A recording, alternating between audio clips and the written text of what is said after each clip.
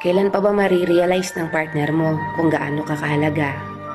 Baka ma-realize lang ng tao ang halaga mo kung hindi ka na maghahabol sa kanya. Kung hindi mo na siya bibigyan ng tamang atensyon, oras, at hindi mo na iiyakan. Minsan, kailangan mong kumilos na parang wala kang pakialam. Iniisip kasi niya na hindi ka mapapagod dahil mahal na mahal mo siya. Totoo, pag mahal mo, hindi ka napapagod doon. Pero yung sakit na ipinaparamdam nila sa atin ang nagpapahina sa atin. Kung sino man ang nakakapanood nito, alam mo sa sarili mo kung gaano ka karapat-dapat. Kaya itigil mo na ang pagtutok sa taong hindi karapat-dapat sa iyo. Kung talagang mahal ka, hindi mo kailangang makiusap para sa kanilang oras. Kasi kung talagang gusto ka nila, buong puso nilang ibibigay. Kaya please, mahalin mo ang sarili mo higit kanino man.